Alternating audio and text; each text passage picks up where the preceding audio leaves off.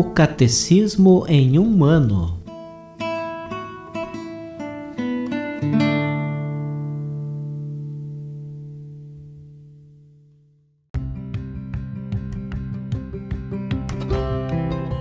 Olá, eu sou Luiz Felipe, seminarista da Diocese de Ponta Grossa, Paraná.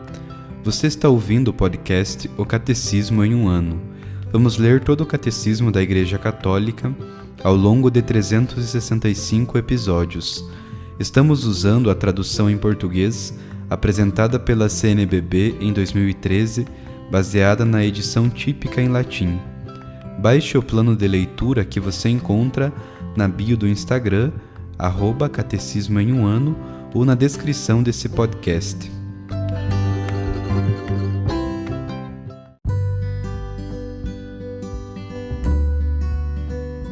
Hoje é o dia 214 do nosso podcast O Catecismo em um ano. Nós vamos ler do número 1674 ao número 1679.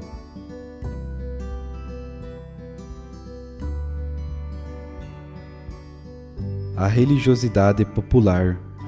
Além da liturgia sacramental e dos sacramentais, a catequese tem de levar em conta as formas da piedade dos fiéis e da religiosidade popular. O senso religioso do povo cristão encontrou em todas as épocas sua expressão em formas diversas de piedade que circundam a vida sacramental da Igreja, como veneração de relíquias, visitas a santuários, peregrinações, procissões, via sacra, danças religiosas, rosário, medalhas, entre outros.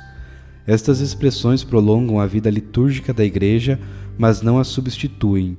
Considerando os tempos litúrgicos, estes exercícios devem ser organizados de tal maneira que condigam com a Sagrada Liturgia. Dela, de alguma forma derivem, para ela encaminhe o povo, pois que ela, por sua natureza, em muito os supera. A necessidade de discernimento pastoral para sustentar e apoiar a religiosidade popular, e, se for o caso, para purificar e retificar o sentido religioso que embasa essas devoções, e para fazê-las progredir no conhecimento do mistério de Cristo. Sua prática está sujeita ao cuidado e ao julgamento dos bispos e às normas gerais da Igreja. A religiosidade do povo, em seu núcleo, é um acervo de valores que respondem com sabedoria cristã às grandes incógnitas da existência. A sabedoria popular católica tem vital capacidade de síntese, engloba criativamente o divino e o humano, Cristo e Maria, espírito e corpo, comunhão e instituição, pessoa e comunidade, fé e pátria, inteligência e afeto. Esta sabedoria é o humanismo cristão, que afirma radicalmente a dignidade de toda pessoa como filho de Deus, estabelece fundamental fraternidade, ensina a encontrar a natureza e a compreender o trabalho e proporciona as razões para a alegria e o humor, mesmo em meio a uma vida muito dura. Essa sabedoria é também para o povo um princípio de discernimento, um instinto evangélico que o faz espontaneamente perceber quando o Evangelho está em primeiro lugar na Igreja ou quando este é esvaziado de seu conteúdo e sufocado por outros interesses. Resumindo, chamamos de sacramentais os sinais sagrados instituídos pela Igreja, cujo objetivo é preparar os homens para receber o fruto dos sacramentos e santificar as diferentes circunstâncias da vida. Entre os sacramentais ocupam lugar destacado as bênçãos. Elas compreendem ao mesmo tempo o louvor a Deus por suas obras e seus dons e a intercessão da Igreja, a fim de que os homens possam fazer uso dos dons de Deus segundo o espírito do Evangelho. Além da liturgia, a vida cristã se nutre de formas variadas da piedade popular, enraizadas em suas diferentes culturas. Velando para esclarecê-las à luz da fé, a Igreja favorece as formas de religiosidade popular que exprimem instinto evangélico, sabedoria humana e que enriquecem a vida cristã.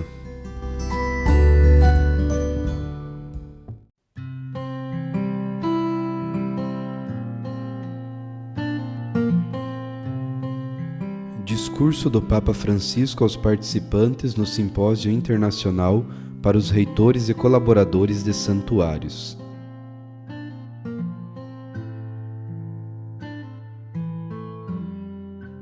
Estimados irmãos e irmãs, bom dia.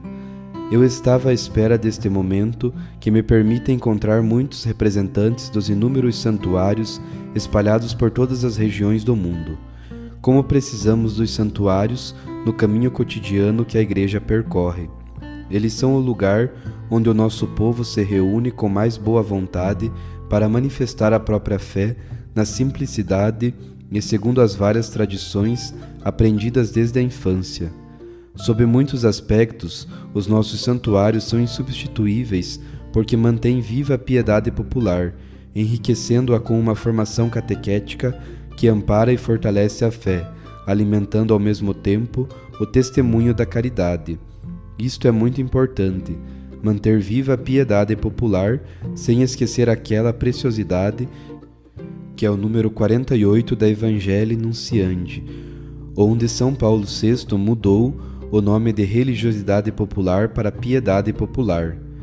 É uma joia, trata-se da inspiração da piedade popular, que com certa vez disse um bispo italiano, é o sistema imunitário da Igreja, salva-nos de muitas situações.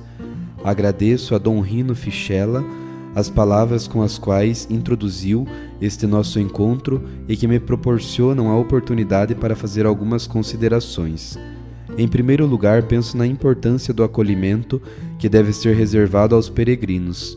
Sabemos que cada vez mais os nossos santuários são meta não de grupos organizados, mas de peregrinos individualmente ou de pequenos grupos autônomos que se põem a caminho para chegar a esses lugares santos. É triste quando acontece que à sua chegada não há ninguém que lhes dirija uma palavra de boas-vindas, nem que os receba como peregrinos que fizeram uma viagem, muitas vezes longa, para chegar ao santuário. E é pior ainda quando encontram a porta fechada. Não pode acontecer que se dedique mais atenção às exigências materiais e financeiras, esquecendo-se que a realidade mais importante são os peregrinos. São eles que contam. Primeiro eles, o pão vem depois. Em relação a cada um deles, devemos prestar atenção para fazer com que se sinta em casa como um familiar esperado há muito tempo e que finalmente chegou. É necessário considerar também que numerosas pessoas visitam o santuário porque faz parte da tradição local.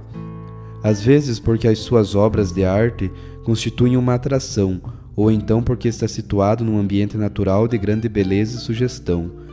Quando são acolhidas, essas pessoas tornam-se mais disponíveis a abrir o seu coração e a deixar que a graça o plasme.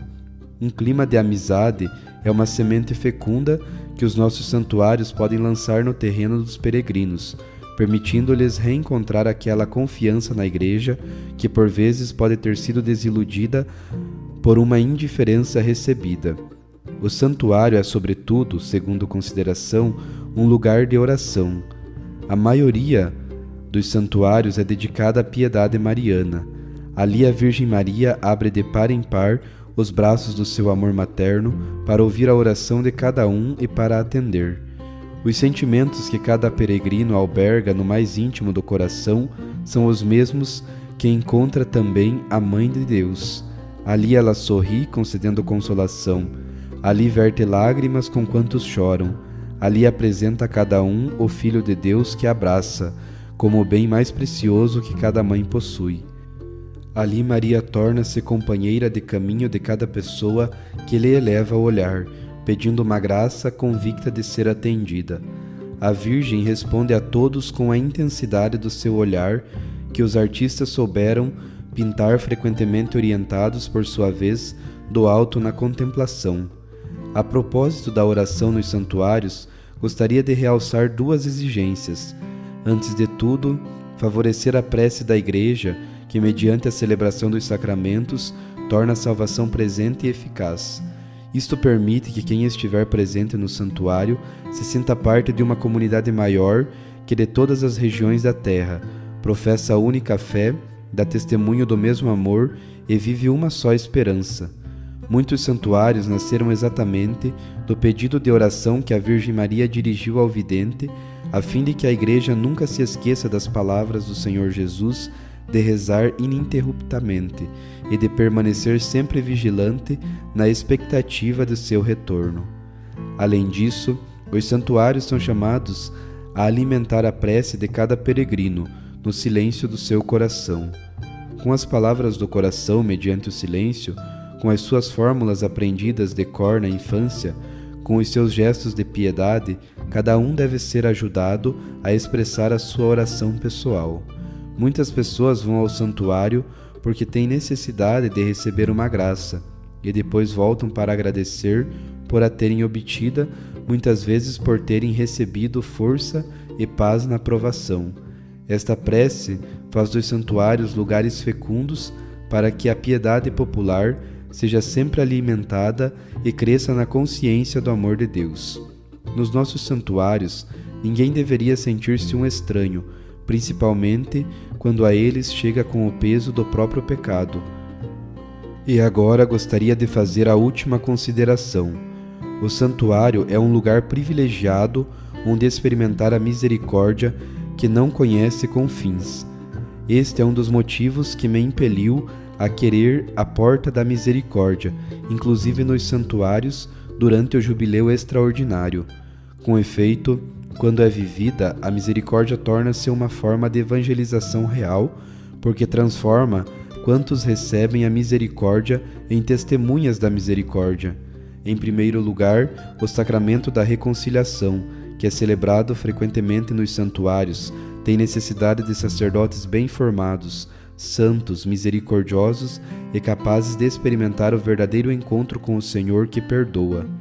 Formulo votos de que, sobretudo nos santuários, nunca falte a figura do missionário da misericórdia. Se em algum santuário não houver, que peça ao dicastério, como testemunha fiel do amor do Pai, o qual estende os braços a todos e de todos vai ao encontro, feliz por ter reencontrado quantos se tinham afastado.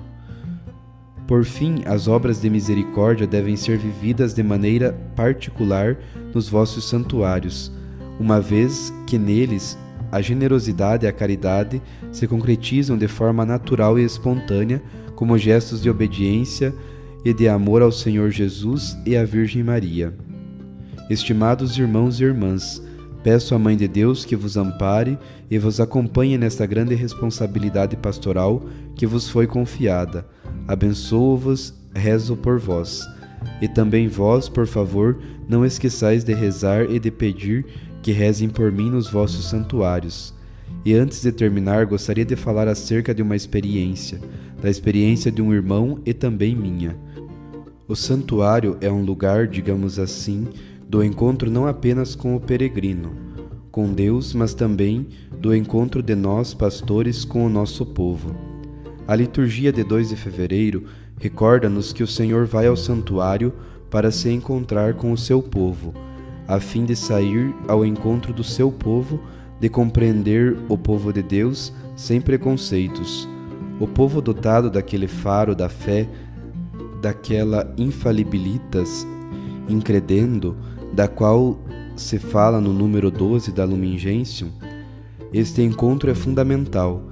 Se o pastor que está no santuário não conseguir encontrar-se com o povo de Deus, é melhor que o bispo lhe atribua outra missão, uma vez que não é adequado para esta. E tanto ele sofrerá como fará sofrer o povo. Recordo e agora conto-vos um episódio. Um professor de literatura, um homem dotado de grande genialidade. Foi jesuíta a vida inteira. Durante toda a vida foi professor de literatura de alto nível. Em seguida aposentou-se e pediu ao provincial: "Vou para a reforma, mas gostaria de fazer algo de pastoral num bairro pobre, estar em contato com o povo, com as pessoas."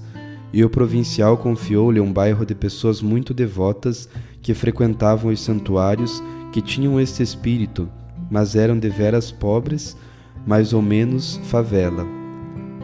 E uma vez por semana ele devia ir à comunidade da Faculdade de Teologia, da qual eu era reitor. Passava o dia inteiro conosco em confraternidade e depois voltava.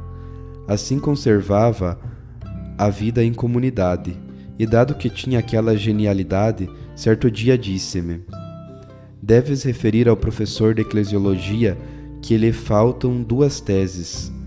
Por quê? Sim, 2 teses que ele deve ensinar. E quais são? A primeira, o santo povo fiel de Deus é ontologicamente olímpico, ou seja, faz o que quiser. E a segunda é metafisicamente tedioso, isto é, aborrece. Nos encontros tinha entendido como e por que o povo de Deus é cansativo. Se permaneceres em contato com o povo de Deus, cansar-te-ás. Fico muito perplexo com um agente pastoral que não se cansa. E quanto ao fato de que é olímpico, ou seja, que faz o que quiser, recordo quando era mestre de noviços. Eu ia todos os anos, como provincial, também com os noviços, ao santuário de Salta, no norte da Argentina, para as festividades do Senhor del Milagro.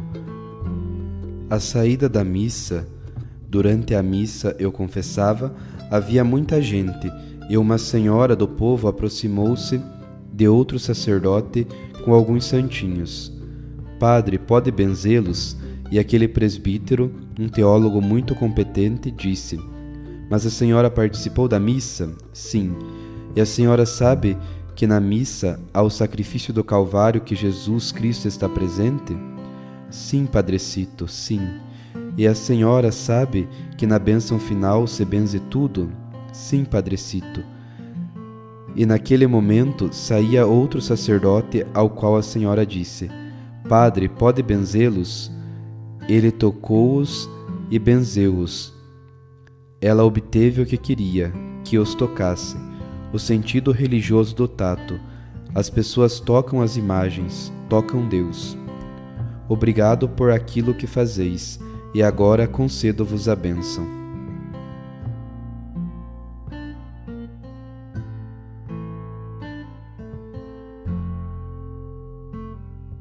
Os textos das catequeses papais encontram-se na íntegra no site da Santa Sé, vatican.va.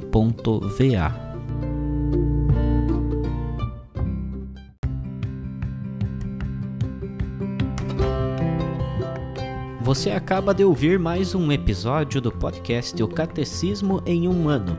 Continue nesse bom propósito de aprofundar o conhecimento e a vivência da fé católica e procure participar da sua comunidade. Rezemos por todos que estão fazendo esse caminho de leitura do Catecismo. Até amanhã!